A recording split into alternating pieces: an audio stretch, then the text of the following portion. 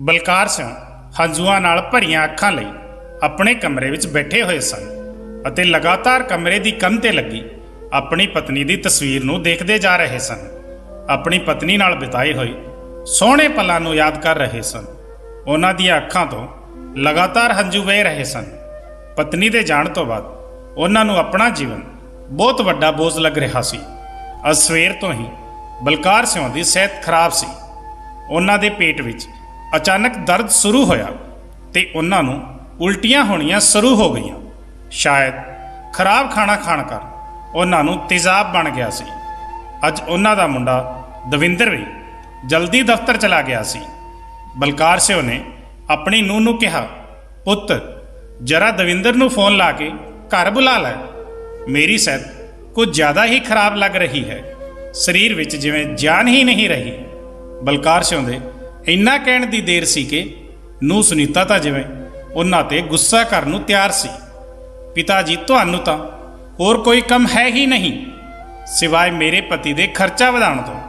ਦਫ਼ਤਰ ਗਏ ਹਨ, ਉਹ ਤੁਹਾਡੇ ਲਈ ਦਫ਼ਤਰ ਛੱਡ ਕੇ ਤਾਂ ਨਹੀਂ ਆ ਸਕਦੇ ਨਾ। ਕਿੰਨੀ ਵਾਰ ਕਿਹਾ ਹੈ, ਜਿੰਨਾ ਖਾਣਾ ਹਜ਼ਮ ਆਵੇ ਓਨਾ ਹੀ ਖਾਇਆ ਕਰੋ। ਖਾਣ ਵਿੱਚ ਤਾਂ ਤੁਸੀਂ ਕਿਸੇ ਚੀਜ਼ ਦਾ ਪਰਹੇਜ਼ ਨਹੀਂ ਕਰਦੇ। ਸਾਰਾ ਦਿਨ ਮੂੰਹ ਚੱਲਦਾ ਰਹਿੰਦਾ ਹੈ। ਤੁਸੀਂ ਬੁਢਾਪੇ ਵਿੱਚ ਜੀਭ ਤੇ ਕਾਬੂ ਨਹੀਂ ਰੱਖੋਗੇ ਤਾਂ ਉਲਟੀਆਂ ਹੀ ਕਰੋਗੇ। ਨੂੰਹ ਦੀਆਂ ਕੜਵੀਆਂ ਗੱਲਾਂ ਸੁਣ ਕੇ ਬਲਕਾਰ ਸਿੰਘ ਚੁੱਪ ਕਰਕੇ ਵਾਪਸ ਆਪਣੇ ਕਮਰੇ ਵਿੱਚ ਬੈਠ ਗਏ। ਬੈਠੇ ਬੈਠੇ ਉਹਨਾਂ ਨੂੰ ਯਾਦ ਆਇਆ ਕਿ ਜਦੋਂ ਵੀ ਉਹਨਾਂ ਦਾ ਪੇਟ ਖਰਾਬ ਹੁੰਦਾ ਸੀ ਜਾਂ ਕਦੇ ਉਲਟੀ ਹੁੰਦੀ ਸੀ, ਉਹਨਾਂ ਦੀ ਪਤਨੀ ਕਮਲਾ ਉਹਨਾਂ ਨੂੰ ਪਾਣੀ ਵਿੱਚ ਨਿੰਬੂ ਤੇ ਕਾਲੇ ਲੂਣ ਦਾ ਸ਼ਰਬਤ ਬਣਾ ਕੇ ਦਿਆ ਕਰਦੀ ਸੀ, ਜਿਸ ਨੂੰ ਪੀ ਕੇ ਉਹਨਾਂ ਨੂੰ ਆਰਾਮ ਮਿਲ ਜਾਂਦਾ ਸੀ। ਸ਼ਰਬਤ ਬਣਾਉਣ ਲਈ ਬਲਕਾਰ ਸਿੰਘ ਨੇ ਆਪਣੀ ਪੋਤੀ ਰਜਨੀ ਨੂੰ ਆਵਾਜ਼ ਦਿੱਤੀ ਤੇ ਥੋੜਾ ਜਿਹਾ ਨਿੰਬੂ ਪਾਣੀ ਬਣਾਉਣ ਲਈ ਕਿਹਾ। ਰਜਨੀ ਨੇ ਦਾਦਾ ਜੀ ਲਈ ਨਿੰਬੂ ਪਾਣੀ ਬਣਾਇਆ ਅਤੇ ਦਾਦਾ ਜੀ ਨੂੰ ਦਿੱਤਾ। ਨਿੰਬੂ ਪਾਣੀ ਪੀ ਕੇ ਜਿਵੇਂ ਹੀ ਗਿਲਾਸ ਰੱਖਣ ਲੱਗੇ ਤਾਂ ਕਮਜ਼ੋਰੀ ਕਾਰਨ ਕੰਬਦੇ ਹੱਥਾਂ ਨਾਲ ਪਾਣੀ ਦਾ ਗਿਲਾਸ ਥੱਲੇ ਡਿੱਗ ਪਿਆ ਤੇ ਟੁੱਟ ਗਿਆ। ਜਿਵੇਂ ਹੀ ਸੁਨੀਤਾ ਨੇ ਗਿਲਾਸ ਟੁੱਟਣ ਦੀ ਆਵਾਜ਼ ਸੁਣੀ, ਉਹ ਭੱਜੀ ਭੱਜੀ ਰਸੋਈ ਘਰ ਵਿੱਚ ਆਈ। ਹੁਣ ਤਾਂ ਪਿਤਾ ਜੀ ਦੀ ਖੈਰ ਹੀ ਨਹੀਂ ਸੀ। ਸੁਨੀਤਾ ਨੇ ਪਿਤਾ ਜੀ ਨੂੰ ਤਾਨੇ ਦੇਣੇ ਸ਼ੁਰੂ ਕਰ ਦਿੱਤੇ। ਜਾਣਦੇ ਹੋ ਕਿੰਨਾ ਮਹਿੰਗਾ ਗਿਲਾਸ ਸੀ, ਤੁਸੀਂ ਤਾਂ ਕਮਾਉਂਦੇ ਹੋ ਨਹੀਂ, ਵਗੈਰਾ ਵਗੈਰਾ। ਉਸ ਦਾ ਇੱਕ ਇੱਕ ਸ਼ਬਦ ਪਿਤਾ ਜੀ ਦੇ ਦਿਲ ਵਿੱਚ ਤੀਰ ਦੀ ਤਰ੍ਹਾਂ ਚੁੱਭ ਰਿਹਾ ਸੀ। ਅੱਜ ਦੁਪਹਿਰ ਦੇ 3 ਵਜਣ ਨੂੰ ਆਏ ਸੀ ਤੇ ਉਲਟੀਆਂ ਦੀ ਵਜ੍ਹਾ ਨਾਲ ਪਿਤਾ ਜੀ ਦਾ ਪੇਟ ਬਿਲਕੁਲ ਖਾਲੀ ਹੋ ਚੁੱਕਿਆ ਸੀ ਤੇ ਉਹਨਾਂ ਨੂੰ ਬਹੁਤ ਜ਼ੋਰ ਨਾਲ ਭੁੱਖ ਲੱਗ ਰਹੀ ਸੀ। ਪਰ ਨੂੰਹ ਨੂੰ ਕਹਿਣ ਦੀ ਉਹਨਾਂ ਦੀ ਹਿੰਮਤ ਨਹੀਂ ਹੋ ਰਹੀ ਸੀ ਤੇ ਰਸੋਈ ਵਿੱਚੋਂ ਖਾਣਾ ਪਾਉਣ ਲੱਗੇ। ਖਾਣਾ ਲੈ ਕੇ ਆਪਣੇ ਕਮਰੇ ਵੱਲ ਗਏ ਹੀ ਸੀ, ਸੁਨੀਤਾ ਨੇ ਰਸਤੇ ਵਿੱਚ ਹੀ ਉਹਨਾਂ ਨੂੰ ਟੋਕਿਆ ਤੇ ਕਿਹਾ, ਇਹ ਕੀ ਪਿਤਾ ਜੀ, ਹੁਣ ਤਾਂ ਤੁਹਾਨੂੰ ਉਲਟੀਆਂ ਹੋ ਰਹੀਆਂ ਸੀ ਤੇ ਇੰਨੀ ਜਲਦੀ ਤੁਹਾਨੂੰ ਭੁੱਖ ਵੀ ਲੱਗ ਗਈ। ਤੁਹਾਨੂੰ ਦਿਖਾਈ ਨਹੀਂ ਦੇ ਰਿਹਾ ਕਿ ਤੁਹਾਡੀ ਉਲਟੀਆਂ ਦੀ ਵਜ੍ਹਾ ਨਾਲ ਘਰ ਵਿੱਚ ਕਿੰਨੀ ਗੰਦਗੀ ਫੈਲ ਗਈ ਹੈ। ਜਾਓ ਤੇ ਪਹਿਲਾਂ ਉਹ ਗੰਦਗੀ ਸਾਫ਼ ਕਰੋ। ਕਹਿੰਦੇ ਹੋਏ ਸੁਨੀਤਾ ਨੇ ਪਿਤਾ ਜੀ ਦੇ ਹੱਥੋਂ ਖਾਣੇ ਦੀ ਪਲੇਟ ਖੋਹ ਲਈ। ਭੁੱਖ ਪਿਆਸ ਨਾਲ ਤੜਫਦੇ ਹੋਏ ਬਲਕਾਰ ਸਿੰਘ ਕੇਵਲ ਨੂੰਹ ਵੱਲ ਦੇਖਦੇ ਹੀ ਰਹਿ ਗਏ। ਸਵੇਰ ਤੋਂ ਸ਼ਾਮ ਹੋ ਗਈ ਪਰ ਬਲਕਾਰ ਸਿੰਘ ਦੇ ਮੂੰਹ ਵਿੱਚ ਰੋਟੀ ਦਾ ਇੱਕ ਟੁਕੜਾ ਤੱਕ ਨਾ ਗਿਆ। ਸ਼ਾਮ ਨੂੰ ਜਦੋਂ ਉਹਨਾਂ ਦਾ ਮੁੰਡਾ ਦਵਿੰਦਰ ਘਰ ਆਇਆ ਤਾਂ ਉਸਨੇ ਪੁੱਛਿਆ, ਪਿਤਾ ਜੀ ਕੀ ਗੱਲ, ਤੁਹਾਡੀ ਸਿਹਤ ਠੀਕ ਨਹੀਂ ਲੱਗ ਰਹੀ। ਬਲਕਾਰ ਸਿੰਘ ਨੇ ਉਸ ਨੂੰ ਆਪਣਾ ਹਾਲ ਸੁਣਾਇਆ ਤੇ ਦਵਿੰਦਰ ਬੋਲਿਆ ਕਿ ਤੁਸੀਂ ਮੈਨੂੰ ਦੱਸ ਦੇ, ਮੈਂ ਤੁਹਾਨੂੰ ਡਾਕਟਰ ਕੋਲ ਲੈ ਚੱਲਦਾ। ਪੁੱਤ, ਉਹ ਨੂੰਹ ਕਹਿ ਰਹੀ ਸੀ। ਜਿਵੇਂ ਹੀ ਬਲਕਾਰ ਸਿੰਘ ਕੁਝ ਬੋਲਣ ਲੱਗੇ ਉਦੋਂ ਉਹਨਾਂ ਦੀ ਨੂੰਹ ਸੁਨੀਤਾ ਉਹਨਾਂ ਵੱਲ ਦੇਖ ਕੇ ਘੂਰਨ ਲੱਗੀ। ਬਲਕਾਰ ਸਿੰਘ ਉੱਥੇ ਹੀ ਚੁੱਪ ਹੋ ਗਏ। ਪਿਤਾ ਜੀ, ਤੁਸੀਂ ਕੁਝ ਕਹਿ ਰਹੇ ਸੀ, ਦੱਸੋ ਕੀ ਬੋਲਣਾ ਚਾਹੁੰਦੇ ਹੋ। ਹੁਣ ਦਵਿੰਦਰ ਨੇ ਪਿਤਾ ਜੀ ਤੋਂ ਜਾਣਨਾ ਚਾਹਿਆ। ਪੁੱਤ, ਮੈਂ ਇਹ ਕਹਿ ਰਿਹਾ ਸੀ ਕਿ ਮੇਰੀ ਦਵਾਈ ਖਤਮ ਹੋ ਗਈ ਹੈ। ਜਦੋਂ ਤੂੰ ਕੱਲ ਸ਼ਾਮ ਨੂੰ ਦਫ਼ਤਰ ਤੋਂ ਆਵੇਗਾ ਤਾਂ ਲੈ ਕੇ ਆਉਣਾ।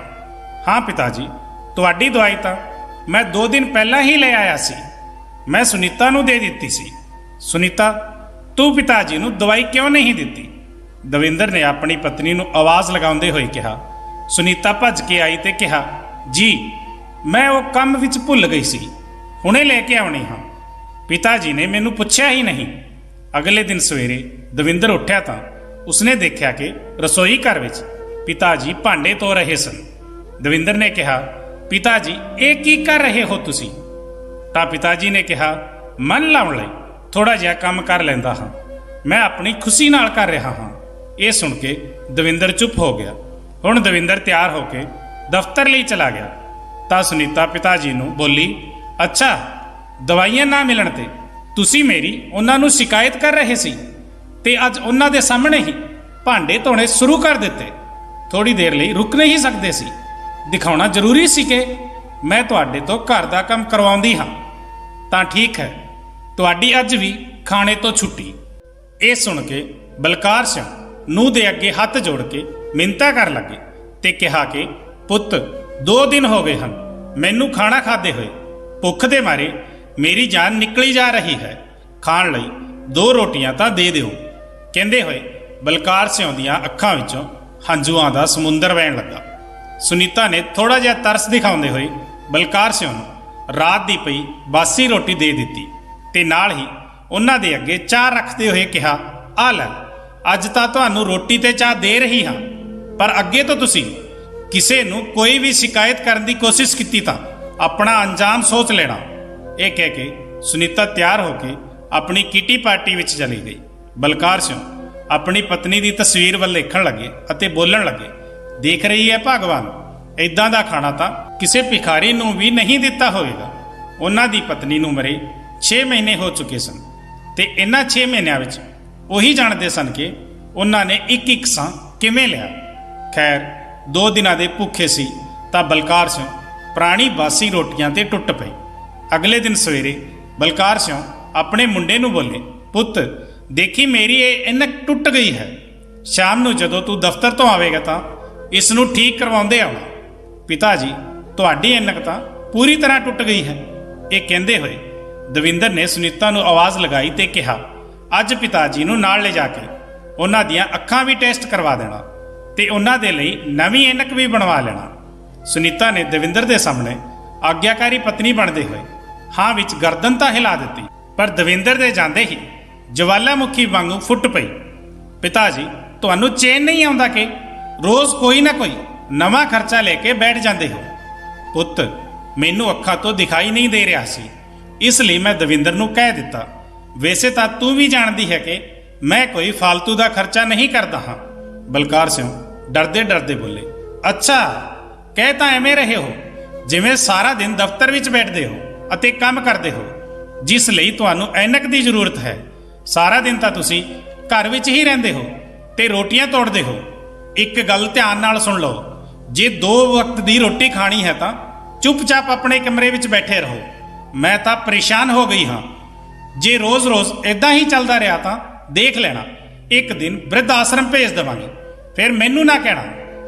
ਬਲਕਾਰ ਸਿੰਘ ਦੀ ਪੋਤੀ ਰਜਨੀ ਆਪਣੀ ਮਾਂ ਦੇ ਮੂੰਹੋਂ ਰੋਜ਼-ਰੋਜ਼ ਇਹ ਗੱਲਾਂ ਸੁਣ ਰਹੀ ਸੀ। ਉਹ ਮਾਂ ਕੋਲ ਆਈ ਤੇ ਕਿਹਾ, ਮਾਂ, ਤੁਸੀਂ ਦਾਦਾ ਜੀ ਦੇ ਨਾਲ ਇਸ ਤਰ੍ਹਾਂ ਕਿਉਂ ਬੋਲਦੇ ਹੋ? ਪਾਪਾ ਦੇ ਸਾਹਮਣੇ ਤਾਂ ਤੁਸੀਂ ਉਹਨਾਂ ਨੂੰ ਕੁਝ ਨਹੀਂ ਕਹਿੰਦੇ। ਇਹ ਸੁਣਦੇ ਹੀ ਸੁਨੀਤਾ ਨੇ ਰਜਨੀ ਦੇ ਮੂੰਹ ਤੇ ਇੱਕ ਜ਼ੋਰ ਦਾ ਥੱਪੜ ਮਾਰ ਦਿੱਤਾ ਤੇ ਕਿਹਾ, ਕਿਸਨੇ ਸਿਖਾਈਆਂ ਹਨ ਤੈਨੂੰ ਇਹ ਗੱਲਾਂ?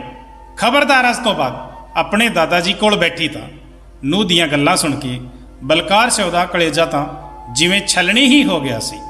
ਰੋਜ਼-ਰੋਜ਼ ਦੀ ਨਰਕ ਭਰੀ ਇਸ ਜ਼ਿੰਦਗੀ ਤੋਂ ਉਸ ਦੀ ਸਹਿਣਸ਼ੀਲਤਾ ਜਵਾਬ ਦੇਣ ਲੱਗੀ ਸੀ। ਉਹ ਆਪਣੇ ਮੁੰਡੇ ਨੂੰ ਸਾਰਾ ਕੁਝ ਦੱਸ ਦੇਣਾ ਚਾਹੁੰਦੇ ਸੀ, ਪਰ ਕੇਵਲ ਇਹ ਸੋਚ ਕੇ ਚੁੱਪ ਕਰ ਜਾਂਦੇ ਸੀ ਕਿ ਉਹ ਆਪਣੇ ਘਰ ਵਿੱਚ ਲੜਾਈ ਦਾ ਕਾਰਨ ਨਹੀਂ ਬਣਨਾ ਚਾਹੁੰਦੇ ਤੇ ਆਪਣੇ ਮੁੰਡੇ ਨੂੰ ਦਾ ਘਰ ਨਹੀਂ ਤੋੜਨਾ ਚਾਹੁੰਦੇ। ਬਲਕਾਰ ਸਿੰਘ ਬਹੁਤ ਸੋਚ ਵਿਚਾਰ ਵਿੱਚ ਡੁੱਬ ਚੁੱਕੇ ਸਨ। ਕੀ ਕਰਾਂ, ਕਿਸ ਨੂੰ ਕਹਾਂ? ਇਹਨਾਂ ਸਾਰੀਆਂ ਗੱਲਾਂ ਦਾ ਜਵਾਬ ਉਹ ਨਹੀਂ ਲੱਭ ਪਾ ਰਹੇ ਸੀ। ਉਹ ਜਾਣਦੇ ਸੀ ਕਿ ਜੇ ਉਹਨਾਂ ਨੇ ਮੁੰਡੇ ਨੂੰ ਸਾਰੀ ਗੱਲ ਦੱਸ ਦਿੱਤੀ ਤਾਂ ਉਹ ਨੂੰਹ ਨੂੰ ਨਹੀਂ ਛੱਡੇਗਾ। ਇੱਕ ਦਿਨ ਜਦੋਂ ਦਵਿੰਦਰ ਆਪਣੇ ਦਫ਼ਤਰ ਚਲਾ ਗਿਆ ਤਾਂ ਸੁਨੀਤਾ ਵੀ ਤਿਆਰ ਹੋ ਕੇ ਆਪਣੀ ਕਿਟੀ ਪਾਰਟੀ ਲਈ ਨਿਕਲ ਗਈ। ਤਾਂ ਬਹੁਤ ਸੋਚ ਵਿਚਾਰ ਕਰਕੇ ਬਲਕਾਰ ਸਿੰਘ ਬਿਨਾਂ ਕਿਸੇ ਨੂੰ ਦੱਸੇ ਘਰ ਤੋਂ ਚਲੇ ਗਏ। ਉਹਨਾਂ ਦੀਆਂ ਅੱਖਾਂ ਹੰਝੂਆਂ ਨਾਲ ਭਰੀਆਂ ਹੋਈਆਂ ਸਨ। ਨੂੰਹ ਦੁਆਰਾ ਕਹੇ ਇੱਕ ਸ਼ਬਦ ਉਹਨਾਂ ਦੇ ਕੰਨਾਂ ਵਿੱਚ ਵੱਜ ਰਹੇ ਸਨ। ਸੁਨੀਤਾ ਜਦੋਂ ਘਰ ਆਈ ਤਾਂ ਦੇਖਿਆ ਪਿਤਾ ਜੀ ਘਰ ਵਿੱਚ ਨਹੀਂ ਸਨ। ਉਸਨੇ ਸਾਰੇ ਕਮਰੇ ਦੇਖ ਲਏ, ਸਾਰੀ ਜਗ੍ਹਾ ਦੇਖ ਲਿਆ। ਬਾਪੂ ਜੀ, ਅੱਜ ਆਉਣ ਦੇ ਘਰ ਉਹਨਾਂ ਨੂੰ। ਅੱਜ ਉਹਨਾਂ ਦੀ ਖੇਰ ਨਹੀਂ, ਜ਼ਿਆਦਾ ਮਨਮਾਨੀ ਕਰਨ ਲੱਗੇ ਹਨ। ਸਬਕ ਤਾਂ ਸਿਖਾਣਾ ਹੀ ਪਵੇਗਾ। ਪਰ ਦੇਖਦੇ ਦੇਖਦੇ ਸ਼ਾਮ ਹੋ ਗਈ। ਰਜਨੀ ਵੀ ਘਰ ਆ ਗਈ ਤੇ ਦਵਿੰਦਰ ਦੇ ਆਉਣ ਦਾ ਸਮਾਂ ਵੀ ਹੋ ਗਿਆ ਸੀ, ਪਰ ਬਲਕਾਰ ਸਿੰਘ ਦਾ ਕੋਈ ਪਤਾ ਨਹੀਂ ਸੀ। ਇੱਧਰ ਸੁਨੀਤਾ ਡਰ ਦੇ ਮਾਰੇ ਕੰਬਣ ਲੱਗੀ, ਕਿਉਂਕਿ ਦਵਿੰਦਰ ਆਉਂਦੇ ਹੀ ਪਿਤਾ ਜੀ ਨੂੰ ਮਿਲਣ ਉਹਨਾਂ ਦੇ ਕਮਰੇ ਵਿੱਚ ਜਾਂਦਾ ਸੀ। ਦਵਿੰਦਰ ਦੇ ਸਵਾਲਾਂ ਦਾ ਕੀ ਜਵਾਬ ਦੇਵਾਂਗੇ? ਕਿੱਥੇ ਚਲੇ ਗਏ ਹਨ? ਕਿਉਂ ਚਲੇ ਗਏ ਹਨ? ਇਹ ਸਭ ਪੁੱਛਣਗੇ ਤਾਂ ਕੀ ਦੱਸਾਂਗੇ? ਇਹ ਸਾਰਾ ਸੋਚ ਕੇ ਸੁਨੀਤਾ ਦੇ ਪਸੀਨੇ ਛੁੱਟਦੇ ਜਾ ਰਹੇ ਸਨ। ਆਖਰ ਪਿਤਾ ਜੀ ਦੀ ਜ਼ਿੰਮੇਵਾਰੀ ਤਾਂ ਦਵਿੰਦਰ ਨੇ ਉਸ ਨੂੰ ਹੀ ਦਿੱਤੀ ਸੀ। ਦਵਿੰਦਰ ਸੁਨੀਤਾ ਤੇ ਪੂਰਾ ਵਿਸ਼ਵਾਸ ਕਰਦਾ ਸੀ ਤੇ ਸੁਨੀਤਾ ਵੀ ਦਵਿੰਦਰ ਸਾਹਮਣੇ ਪਿਤਾ ਜੀ ਦਾ ਖਿਆਲ ਰੱਖਣ ਦਾ ਡਰਾਮਾ ਕਰਦੀ ਸੀ, ਪਰ ਉਸ ਨੂੰ ਸੁਨੀਤਾ ਦੀ ਸੱਚਾਈ ਦਾ ਪਤਾ ਨਹੀਂ ਸੀ। ਪਰ ਹੁਣ ਪੋਲ ਖੁੱਲਣ ਵਾਲੀ ਸੀ। ਕੁਝ ਦੇਰ ਬਾਅਦ ਜਦੋਂ ਦਵਿੰਦਰ ਦਫ਼ਤਰ ਤੋਂ ਆਇਆ ਤਾਂ ਉਹ ਪਿਤਾ ਜੀ ਦੇ ਕਮਰੇ ਵਿੱਚ ਗਿਆ ਤੇ ਪਿਤਾ ਜੀ ਦੇ ਨਾ ਮਿਲਣ ਤੇ ਸੁਨੀਤਾ ਤੋਂ ਉਹਨਾਂ ਬਾਰੇ ਵਿੱਚ ਪੁੱਛਿਆ। ਸੁਨੀਤਾ ਕੰਬਦੇ ਹੋਏ ਬੋਲੀ, ਉਹ ਅੱਜ ਬਾਪੂ ਜੀ ਪਤਾ ਨਹੀਂ ਸਵੇਰ ਤੋਂ ਕਿੱਥੇ ਚਲੇ ਗਏ। ਕੀ ਮਤਲਬ ਹੈ ਤੇਰਾ? ਕੀ ਤੂੰ ਘਰ ਵਿੱਚ ਨਹੀਂ ਸੀ? ਨਹੀਂ, ਮੈਂ ਤਾਂ ਕਿੱਟੀ ਪਾਰਟੀ ਵਿੱਚ ਗਈ ਸੀ। ਦਵਿੰਦਰ ਗੁੱਸੇ ਵਿੱਚ ਲਾਲ ਹੋ ਗਿਆ। ਤੂੰ ਤੇ ਤੇਰੀ ਕਿੱਟੀ ਪਾਰਟੀ, ਜੇ ਮੇਰੇ ਪਿਤਾ ਜੀ ਨੂੰ ਕੁਝ ਹੋ ਗਿਆ ਤਾਂ ਮੈਂ ਤੈਨੂੰ ਛੱਡਾਂਗਾ ਨਹੀਂ। ਤੇਰੇ ਨਾਲ ਤਾਂ ਮੈਂ ਬਾਅਦ ਵਿੱਚ ਗੱਲ ਕਰਾਂਗਾ, ਕਹਿੰਦੇ ਹੋਏ ਦਵਿੰਦਰ ਪਿਤਾ ਜੀ ਨੂੰ ਲੱਭਣ ਲਈ ਬਾਹਰ ਚਲਾ ਗਿਆ। ਦਵਿੰਦਰ ਨੇ ਪਿਤਾ ਜੀ ਨੂੰ ਆਲੇ ਦੁਆਲੇ ਗਲੀ ਵਿੱਚ ਲੱਭਿਆ। ਜਿਵੇਂ ਹੀ ਗਲੀ ਵਾਲਿਆਂ ਤੋਂ ਪਤਾ ਲੱਗਿਆ ਕਿ ਪਿਤਾ ਜੀ ਆਪਣਾ ਘਰ ਛੱਡ ਕੇ ਚਲੇ ਗਏ ਹਨ ਤਾਂ ਉਹਨਾਂ ਨੇ ਚੁੱਪ ਰਹਿਣਾ ਸਹੀ ਨਹੀਂ ਸਮਝਿਆ।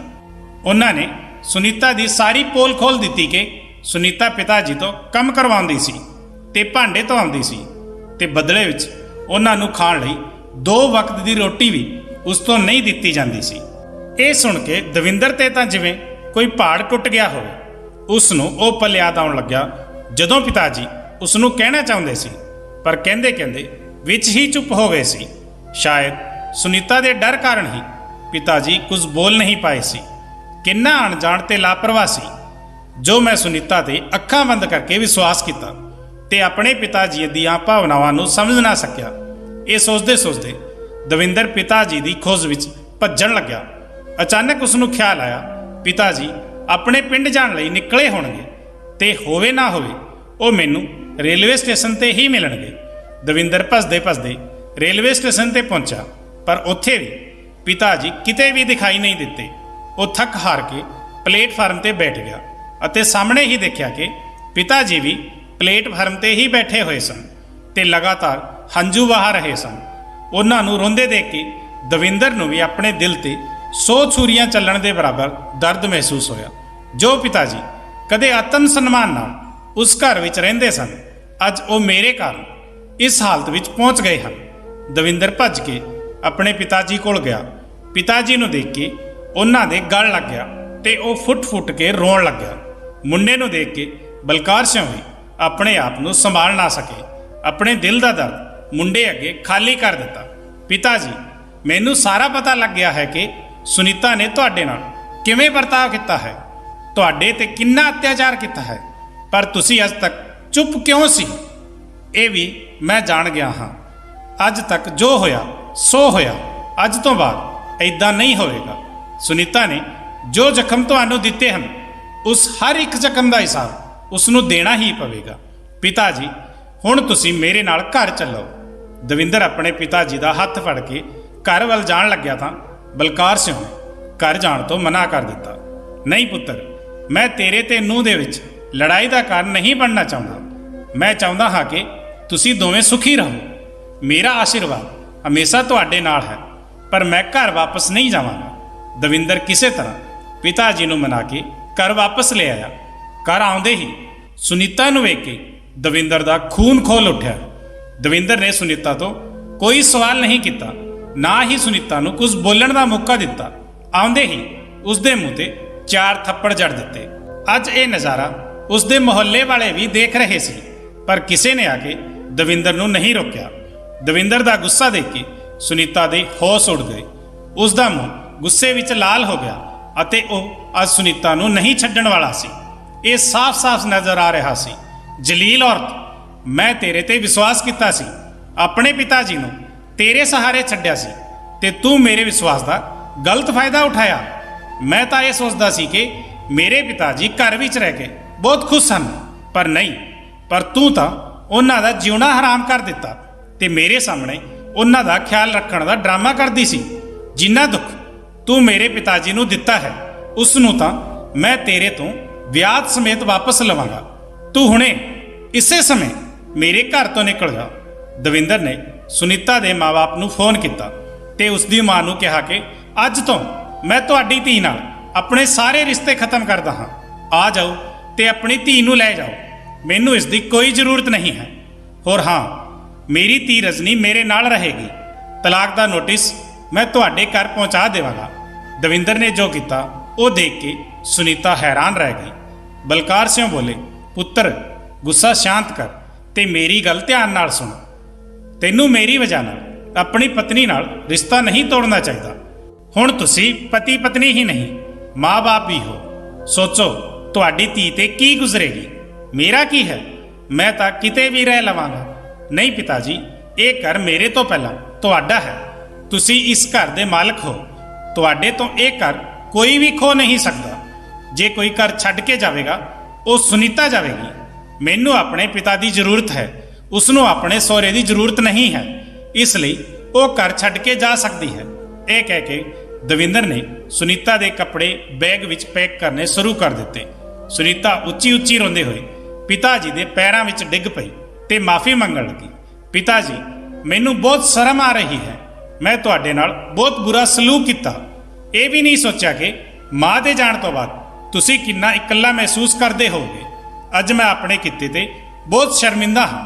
ਅੱਜ ਸੁਨੀਤਾ ਉਸੇ ਪਿਤਾ ਜੀ ਤੋਂ ਆਪਣੇ ਕੀਤੇ ਕਰਮਾਂ ਦੀ ਮਾਫੀ ਮੰਗ ਰਹੀ ਸੀ, ਜਿਸ ਨਾਲ ਕਦੇ ਨੌਕਰਾਂ ਦੀ ਤਰ੍ਹਾਂ ਸਲੂਕ ਕਰਦੀ ਹੁੰਦੀ ਸੀ। ਬਲਕਾਰ ਸਿੰਘ ਨੂੰਹ ਨੂੰ ਬੋਲੇ, ਪੁੱਤ ਦਵਿੰਦਰ ਮੇਰਾ ਇਕਲੌਤਾ ਮੁੰਡਾ ਹੈ ਤੇ ਮੈਂ ਉਸ ਦੀ ਜ਼ਿੰਦਗੀ ਵਿੱਚ ਕੋਈ ਦੁੱਖ ਨਹੀਂ ਦੇਖਣਾ ਚਾਹੁੰਦਾ। ਜੋ ਹੋ ਗਿਆ ਸੋ ਹੋ ਗਿਆ, ਪਰ ਮੈਂ ਆਪਣੇ ਮੁੰਡੇ ਦਾ ਘਰ ਟੁੱਟਦੇ ਹੋਏ ਨਹੀਂ ਦੇਖਣਾ ਚਾਹੁੰਦਾ।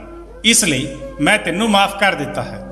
ਦੇਖ ਜਲੀਲ ਔਰਤ, ਮੇਰੇ ਪਿਤਾ ਜੀ ਦਾ ਦਿਲ ਕਿੰਨਾ ਵੱਡਾ ਹੈ। ਤੂੰ ਇਹਨਾਂ ਤੇ ਕਿੰਨੇ ਜ਼ੁਲਮ ਕੀਤੇ, ਫਿਰ ਵੀ ਇਹਨਾਂ ਨੇ ਤੈਨੂੰ ਮਾਫ ਕਰ ਦਿੱਤਾ। ਉਸ ਦਿਨ ਤੋਂ ਹੀ ਨੂੰਹ ਦੇ ਸੁਭਾਅ ਵਿੱਚ ਜ਼ਮੀਨ ਆਸਮਾਨ ਦਾ ਫਰਕ ਆ ਗਿਆ।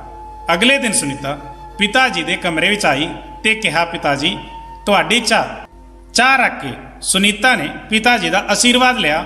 ਅੱਜ ਪਿਤਾ ਜੀ ਆਪਣੀ ਪਤਨੀ ਦੀ ਤਸਵੀਰ ਸਾਹਮਣੇ ਸਕੂਨ ਨਾਲ ਬੈਠੇ ਸੀ ਤੇ ਖੂਬ ਸੇਵਾ ਕਰਵਾ ਰਹੇ ਸੀ। ਅੱਜ ਉਹਨਾਂ ਦੀ ਸਾਰੀ ਚਿੰਤਾ ਦੂਰ ਹੋ ਗਈ ਸੀ। ਉਹਨਾਂ ਦੀ ਪਤਨੀ ਦੀ ਮੌਤ ਤੋਂ ਬਾਅਦ ਅੱਜ ਪਹਿਲੀ ਵਾਰ ਇਦਾਂ ਹੋਇਆ ਸੀ ਕਿ ਉਹ ਸਕੂਨ ਨਾਲ ਸਾਹ ਲੈ ਪਾ ਰਹੇ ਸਨ ਤੇ ਇਹ ਅਰਦਾਸ ਕਰ ਰਹੇ ਸਨ ਕਿ ਰੱਬ ਹਰ ਮਾਤਾ ਪਿਤਾ ਨੂੰ ਦਵਿੰਦਰ ਵਰਗੀ ਔਲਾਦ ਦੇਵੇ। ਦੋਸਤੋ, ਜਿਸ ਤਰ੍ਹਾਂ ਸਾਡੇ ਮਾਂ-ਬਾਪ ਸਾਨੂੰ ਬਚਪਨ ਵਿੱਚ ਰਾਜਕੁਮਾਰ ਦੀ ਤਰ੍ਹਾਂ ਪਾਲਦੇ ਹਨ, ਉਸੇ ਤਰ੍ਹਾਂ ਸਾਡੇ ਸਾਰਿਆਂ ਦਾ ਵੀ ਫਰਜ਼ ਬਣਦਾ ਹੈ ਕਿ ਉਹਨਾਂ ਦੇ ਬੁਢਾਪੇ ਵਿੱਚ ਉਹਨਾਂ ਨੂੰ ਵੀ ਬਾਦਸ਼ਾਹ ਦੀ ਤਰ੍ਹਾਂ ਰੱਖੀਏ। ਤੁਹਾਡੇ ਇਸ ਬਾਰੇ ਕੀ ਵਿਚਾਰ ਹਨ? ਆਪਣੇ ਕੀਮਤੀ ਵਿਚਾਰ ਕਮੈਂਟ ਬਾਕਸ ਵਿੱਚ ਸਾਂਝੇ ਜ਼ਰੂਰ ਕਰਨਾ।